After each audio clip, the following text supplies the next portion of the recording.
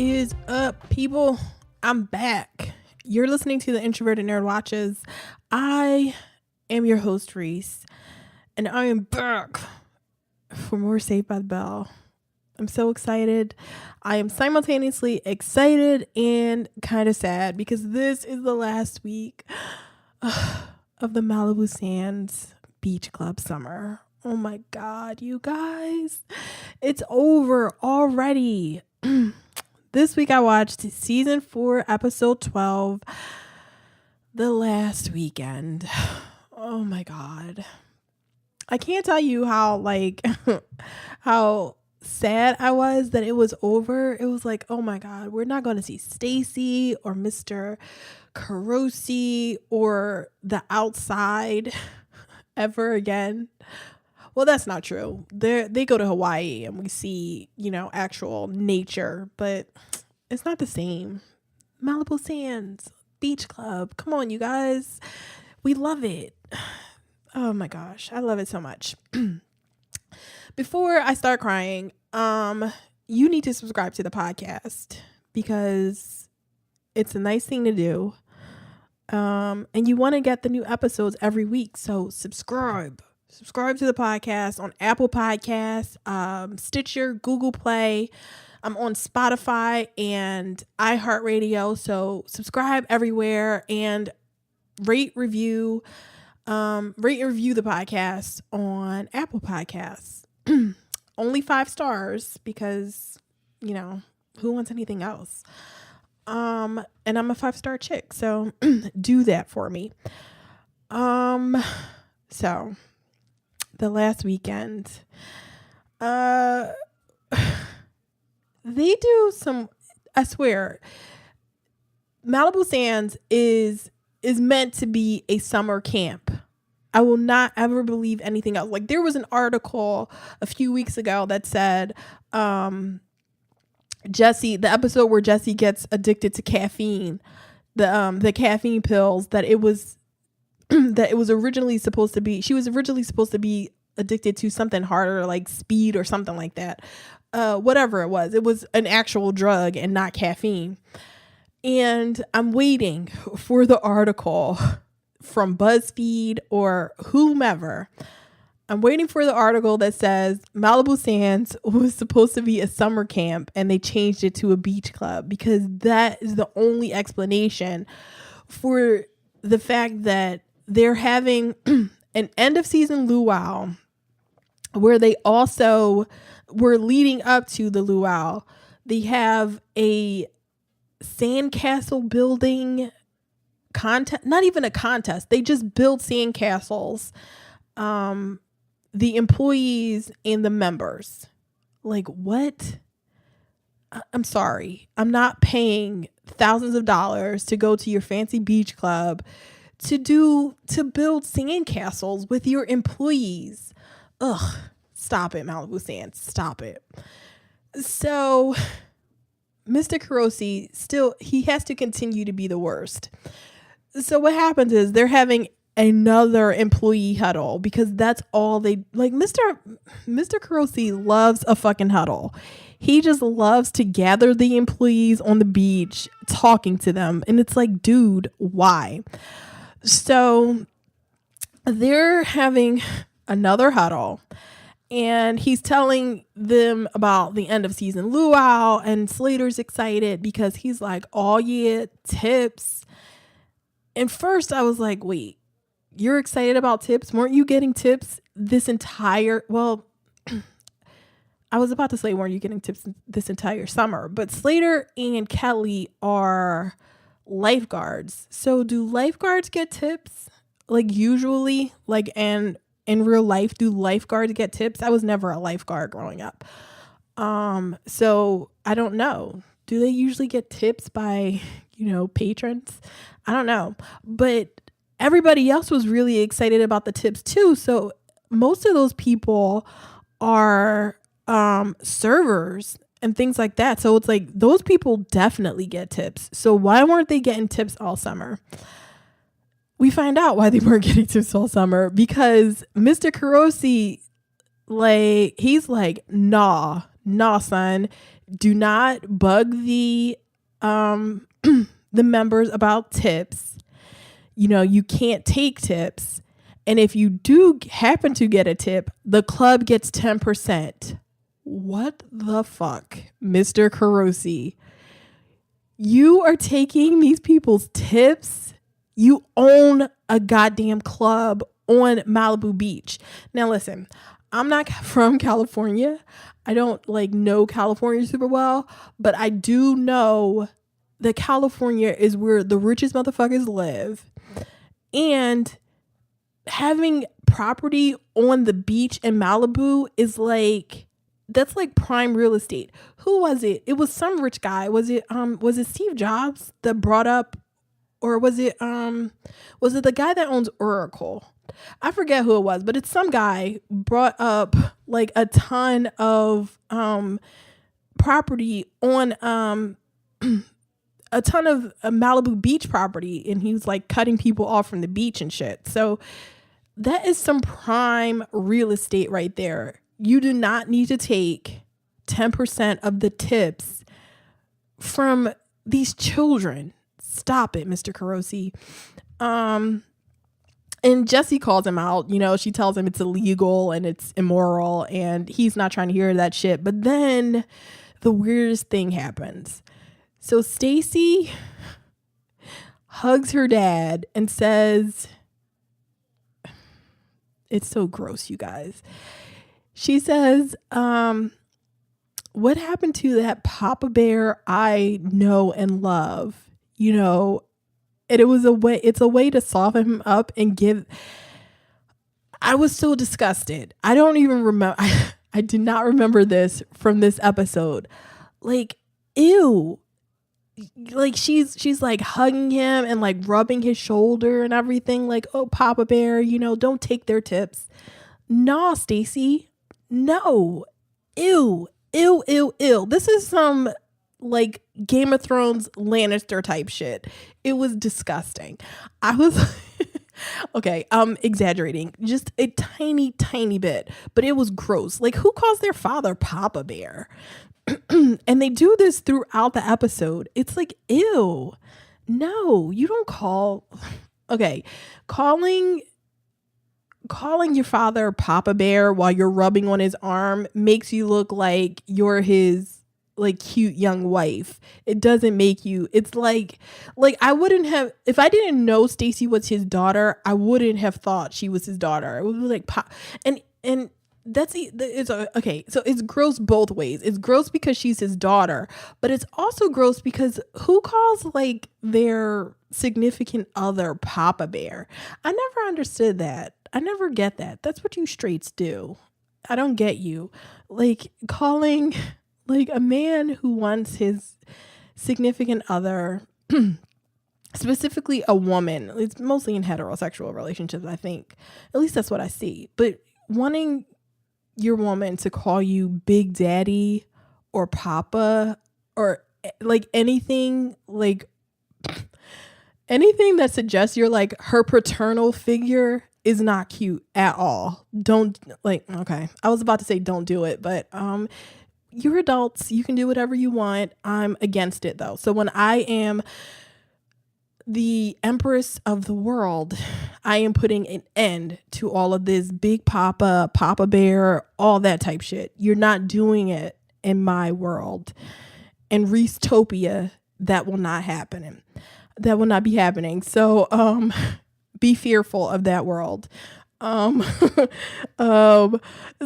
she gets them their tips back. And then Stacy, she's so over the top. So she walks into the employee lounge where Zack is sitting there with two unknowns, two extras who don't speak and just are meant to stand there and be just because they needed somebody in the room.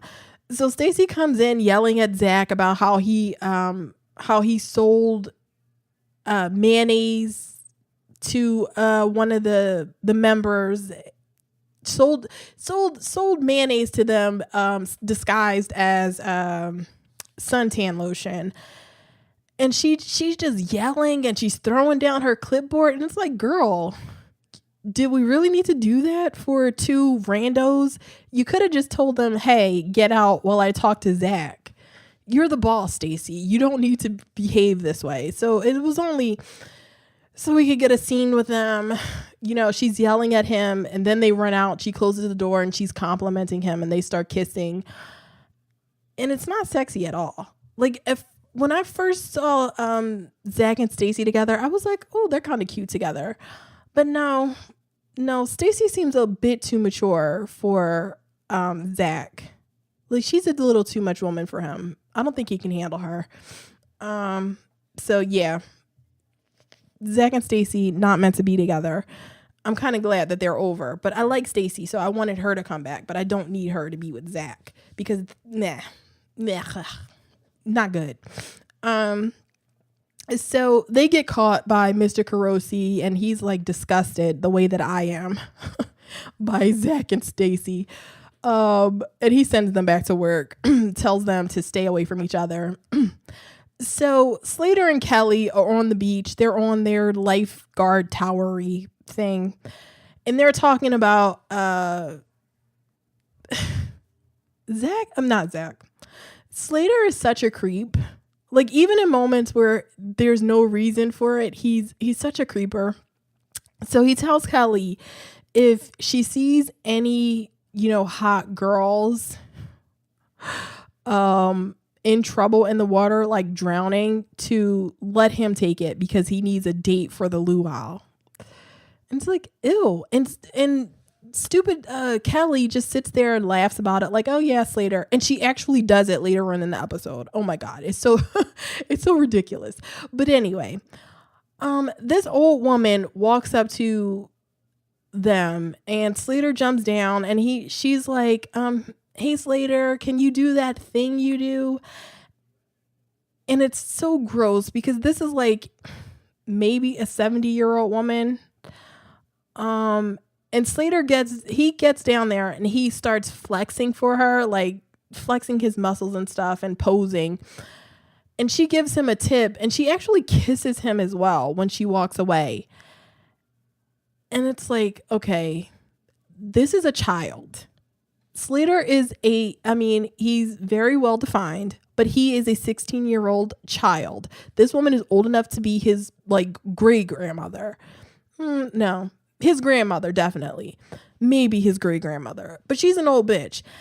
And she should not be asking this little boy to flex for her or kiss him or anything like that. So she gives him a $50 tip for doing that. And Slater's like, oh yeah. But then the craziest thing that happens is that Kelly walks up to him and he's like, oh shit, yeah, I got a $50 tip. And Kelly says, well, her husband gave me a $75 tip. And I'm like, okay, time out. It was gross when it happened to Slater, but that's an old woman. He could definitely, like, he could handle that. It's still wrong, but he could kind of handle himself. I'm not like scared for him with her. Kelly is being like, what did Kelly have to do for that $75? That, like, okay, I'm guessing her husband is also 70 years old and maybe Kelly could like take out a 70-year-old guy. I mean, I don't know. We never see that guy, but no, that is not cute. It is not funny. What the fuck did Kelly have to do to get a $75 tip from this woman's husband? What happened? And we're like, Mr. Carosi should have all of his shit taken away from him. Like, Kelly's parents, because they need the money, should sue the shit out of the Malibu Sands Beach Club because Kelly is being could have possibly been assaulted by an old man. And Mr. Carosi allows it. Like, Mr. Carosi is a terrible boss. He doesn't understand. I'm here. I'm sitting over here trying to get Kelly's parents like money so they can be rich like the rest like the rest of her friends. I'm trying to get her to sue Mr. Carosi. You know, Mr. Carosi is one of those people that he's probably broke. He'll probably be like bankrupt, filing for bankruptcy in a few years anyway. So this is I don't know how I got off on a tangent, but it's gross. I don't understand. I don't know what Kelly had to do for him. Like, did he get to, like, does he want to just stare at her ass or something like that? I don't know what Kelly had to do for that $75, but it was not worth it. It's disgusting. So after I finished throwing up, from, thinking about these old people, trying to mac on these, teenagers, somebody throws a frisbee at Slater's head. Turns out it's from a secret admirer. It has a note on it, and it says they call Slater a hunkarama. Whoever called anybody a hunkarama? Whoever called anybody a hunk? Like, that's only a TV thing. I've honestly never heard any person in real life call anybody a hunk. That doesn't sound like, that's not hot. Like, I feel like hunk is like, stop trying to make fetch happen. Like, hunk is not it's not like you say a hunk of cheese or something like that. You don't say a hunk of man. That doesn't sound like, doesn't sound sexy to me, but I don't know. Maybe it's a white people thing. Do white people do that a lot? Do white people, is that a white people thing? Is that a white woman thing? I want to know. If a white person is listening to me right now, tell me, do white people usually call people hunks? I mean, I'm not judging. Well, I am kind of judging because I think it's kind of stupid, but just tell me if you call people hunks. Anybody tell me if you've ever called anybody a hunk, like actual, like not joking kind of way, like actual, like, oh, that dude is a hunk over there. So anyway, while Slater's getting frisbees to the head from his secret admirer, some little boy walks up to Kelly and tries to mac on her. Now, this is where my 90s TV shows cross paths, because this little boy was on Full House. He played the son of a woman Danny was dating. What the episode, I don't know if he was in more than one episode, but I do know the episode of Full House that he was definitely in, where he plays God damn it, I can't think of the little boy's name. I can't think of Rusty, I think is his name in the show. He plays Rusty, I believe. He is a little boy that that sort of tricks everybody into believing that a love note, what is it? Okay, there was a love note that he handed to all these other people, and he made like he made Jesse think that Joey sent Rebecca a love note, and he made Kimmy think that Jesse sent her one. So it was like this whole big confusion around who got this love note. So Rusty in the love note episode, that's who he is. And he's a little shit here too, because he walks up to Kelly and he's like, "Hey, can I get your number?" And Kelly's like, "You're a child. He's 11 years old. He's trying to mac on her, and she's like, thankfully not into it.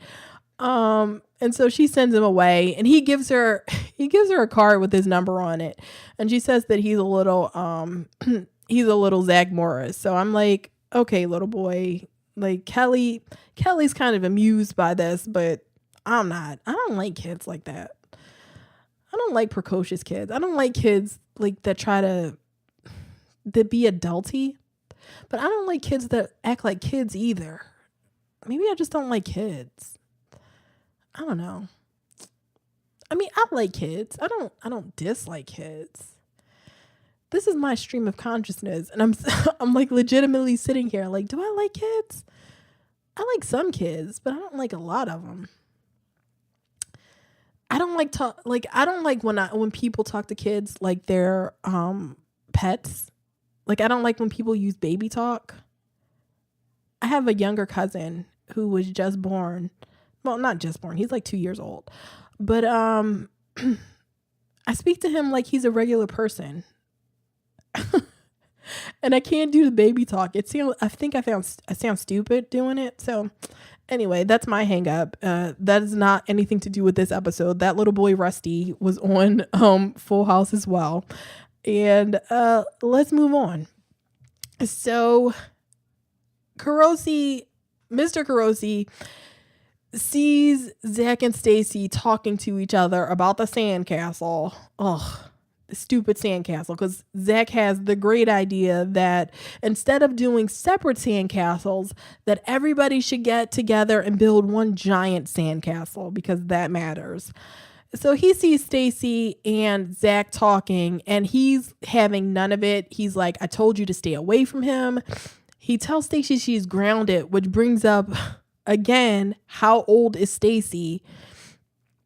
That he thinks that he can ground her, but she's like, nah, fuck that. I'm moving out. And we also find out in this episode that Stacy will only be there for 2 more days. So like she pieces out like in the middle of the luau. So I mean, I don't understand why they're having this conversation. He should have just said, I'll send your ass home early if you keep fucking with Zack, but they're not having any of it. Stacy asks Jessie if she can move in with her and the girls. Or she asks, but she basically just says, I'm moving in, because Jessie can't give her permission. That's Lisa's parents' house. So they're like not speaking. And then they go on to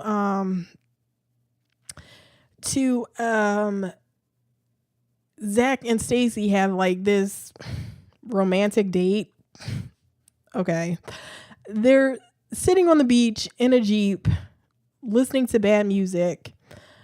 And then Zack has this line that is like, what? So my dude says they start dancing and he tells Stacy, he stops dancing and he sits down and he pulls her into his lap and he's like, you know what, Stacy? Your body is here, but your mind is not. Like, what? Who says that? Like, he's 16 years old. What 16-year-old says that? Like, if somebody said that to me now, like, your body is here, but your mind is not, I would laugh in their face. And Stacy should have laughed in Zack's face because it's such a bad line. It's like, stop it, Zack. You're 16 years old. You're a child. Stop it. I can't take you seriously with you doing this. I would have just laughed in his face. But Stacy, obviously a much nicer person than I am. She doesn't laugh in his face. She takes what he says seriously. And Zack tells her that, she and her father should make up because it's ruining their last few days together. And she says, fuck that. I'm right. So I don't care if it's ruining our time together. And so this is Zack has to come up with a scheme to get them to make up so he can get some before Stacy leaves, because he wants her mind to be there with her body when he's trying to fuck her. So Mr. Carosi, mad at Stacy, taking it out on everybody. Well, not on everybody else, taking it out on the kitchen staff. The only brown people on the show. I'm just saying. He goes into the kitchen and he's just picking on them. And then Zack tricks he and Stacy into taking a staff photo. And then he starts switching people around so that Stacy and Carosi end up standing together, and then everybody walks away and they end up talking, and they do it again. She calls him Papa Bear. He calls her Honey Bunny, and they make up and hug, and I throw up again because I find it so disgusting that they call each other Papa Bear and Honey Bunny. And she calls him Daddy as well. I never find that. I think a person that calls their father Daddy when they're over 12 is my cutoff for calling your parent Daddy. After, and mommy as well, I'm not discriminating. Calling your parent mommy or daddy stops at 12 years old. Once you get into the teens, that has to end. It is mom and dad, mother and father, or you call them by their first name, like I do. But you do not call your parents mommy and daddy after 12 years old. That's another rule. That's another rule or law in Recitopia. So they make up. We get to the luau, and not the luau. We get to the beach where they build the sandcastle, and it's like this really elaborate sandcastle that these people build. You know, it has a drawbridge and it has a moat, and they shoot like this mini cannonball out of it. It's like really elaborate. So Slater got another message from his secret admirer. First she threw the frisbee, then she got a remote control car and ran over his feet with it, and left another message saying that she was in love with him. And it's like, oh my God, who is this crazy person that is like assaulting Slater in order to tell him that she likes him instead of just walking up to him? I'm already tired of her. Oh, and the little boy that's into Kelly, he tries to come up to her again, trying to like mac on her, and she's like, okay, little boy, this is really cute, but you're 11, you're a baby, you know, get out of here. And she hurts his feelings by calling him a baby, or she calls him a child or something like that. Whatever, she tells him he's too young for her, which is right. Kelly being responsible, I like it. So when we get to the sandcastle part that doesn't really matter, this girl is in the water screaming for help, begging somebody to come save her. Everybody sort of crowds around. They crowd around. The two lifeguards, Kelly and Slater, are standing there too. And Kelly's like, hey, Slater, that's a pretty girl. And Slater's like, okay, I'll take it. This girl is out there screaming for help, and both of them don't try to run out there. They just both like, oh, it's a pretty girl. And Slater runs out to get her. And it turns out she's standing in like a foot of water, you know, pretending that she's drowning, and she's trying to scream over the waves because you can't really hear her. And it's Denise Richards, who's, you know, she's like pretty young Denise Richards. She's telling Slater she's his secret admirer. She didn't want to come up to him because he might have turned her down. And it's like, girl, have you seen yourself? He was not turning you down. And, you know, Slater is like desperate for it. So he was like, you basically just have to be a 5, like a mediocre looking girl, and Slater would have been on top of it. But she's pretty, and she's like, her voice is kind of annoying right here though. I don't know. Like, she's trying to yell over the waves so that the microphone will pick her up, and it's like, it's not a hot moment. And he asks her to the luau while they're standing there in the water.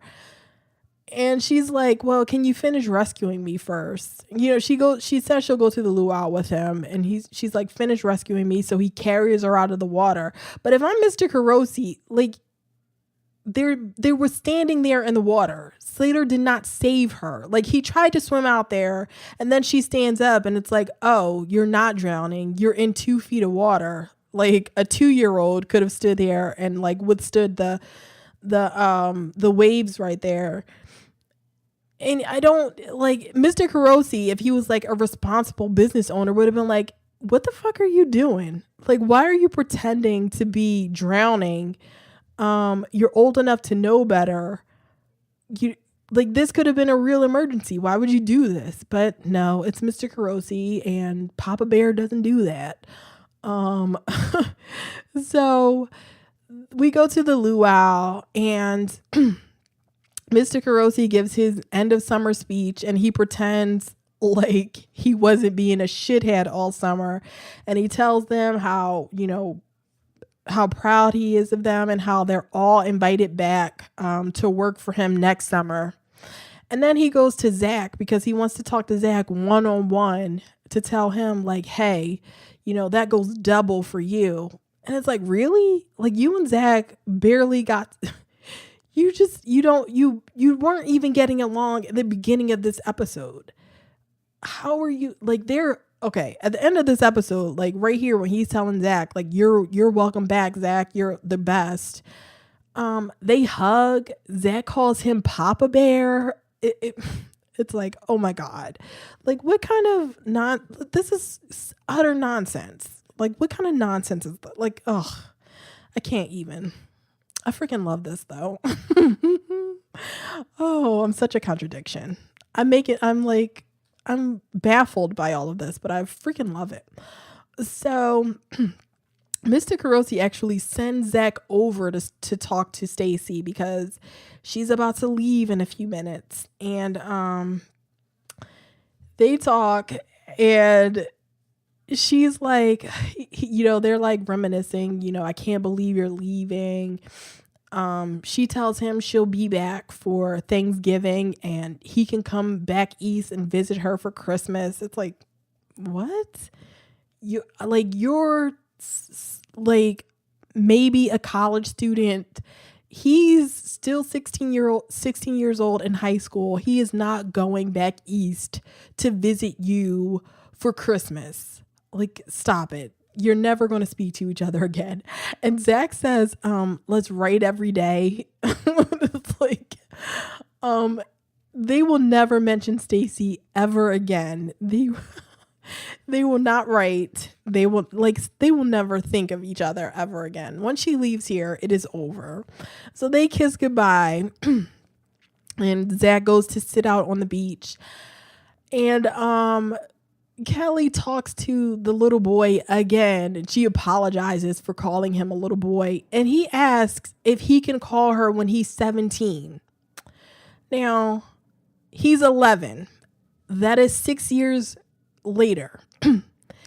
Kelly is currently 16, so she will be 22. No, you cannot call her when you're 17. Stop it. And Kelly says yes. That's the thing that I'm like, no, you say no, Kelly. You call me when you're 18. Like, this is stupid. Like, I know it doesn't matter. This little boy is probably going to forget all about Kelly.